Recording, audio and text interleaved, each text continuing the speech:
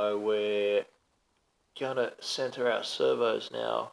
Obviously a servo centering tool is better, but I set all the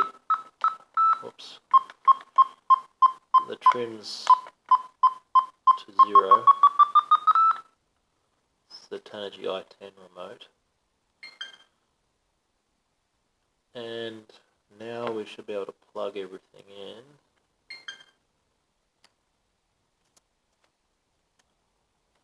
So, and then on the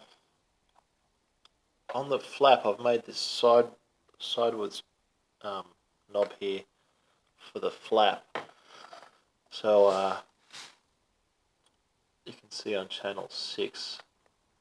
Now I could center it precisely, but the servos have 40 degrees in each direction, and the flap I've made the aeroplane to have 60 degrees of freedom downwards.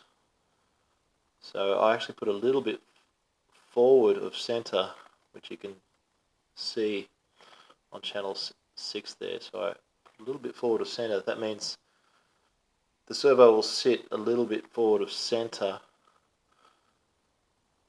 and it'll have more travel.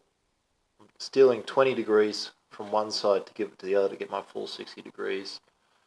Of course, you could do this by adjusting servo horn and control horn placement, but in this case I'll just do it this way. It's what I've been doing so far. That way I can pull back to get full flaps on, or variable flap with this.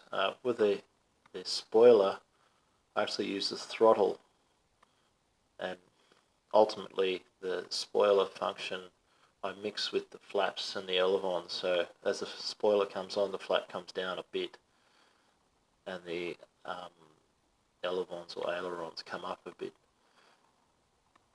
I'll get back to you with some exact settings on what version 3 requires.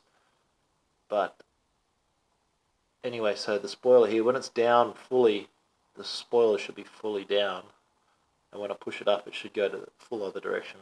So as long as the spoiler is almost fully one direction, then it can push out, because obviously it doesn't. It's just got fully down, and then it comes out of the top of the fuselage. But we don't need it centered. It can be a little bit forward so that we can put on as much spoiler as we want, so we have an essential air brake. Although you'll find that you won't use too much spoiler, because it only needs to come up a bit for it to slow down. Like jamming it full on is pretty much an emergency situation when you want the plane to almost halt in the sky, and that's messing around with settings to get it to still be stable at that point. So I've bound the Turnigy i10 with the Turnigy TGY-IA10B. It's a 10th channel receiver that comes with the unit. If you need to flow the spoiler, unfortunately you can't reassign the 7th channel to, say, the 2nd or the 3rd with the Turnigy's current firmware, which is a real pain, which means you have to use a IA10B or a 10-channel receiver for whatever your remote control unit is. Well, if you've got a Turnigy i10, you have to. I'd say the Tyrannus and other brands allow you to assign the channels. And I've recycled some servos out of another prototype or another plane. These are all Corona DS939 MG standing for Metal Gear servos, and I use 4 AAA cell N loops. They come pre-packaged with the 3rd cable, as you can see here, to give the voltage level back to the receiver, which ultimately goes to that point on the screen there. So you get your battery level on your receiver, this battery level, and also the internal one for the transmitter. So let's put it together. We also know that now that I've got the trims set to correct, which, well, I did on the other screen, trims are there anyway. The trims are there. Because I've got the spoiler on the throttle, what's normally throttle on most people's aeroplanes that have motors. I've got that in the back position, so I know that'll be full down, so I can adjust the servo horn on this one as I see appropriate, which will be a little bit forward of center. And so I've gone into the display servos, which shows each channel and where they're at. You can see the mix on the ailerons and elevons, or the elevons, which has a mixer in it, which turns them alternately from left to right and together for pitching up and down.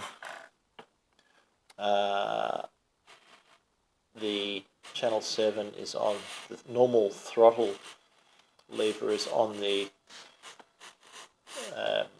spoiler servo, and then the flap servo, so center is there, but I'm going to give it a little bit further forward, not all the way, say a quarter or a fifth leaning one side, so when I yank it back I can get my full 60 degrees. So I put that a little bit further forward, so I know that's all correct now, and I can rip my power out, and all those servos are where they should be. So just explaining the flap a bit more. So here's the flap servo. I've set that'd be center. If you look at the screen here on channel 6. So there's the flap going backwards and forwards. So if that's center, normally I'm going to move it to a little bit forward of center. So you can see the servo put a little bit forward of center, about nearly a quarter. So that gives me, so I've now put the control horn on. When that's forward of center a little bit, the control horn is vertical. That means it'll give me probably nearly 60 degrees backwards that way when I pull back, and 20 degrees forward. 20 degrees forward should be plenty. You don't really need much most of the time upwards. You need a little bit up. It helps with flying upside down.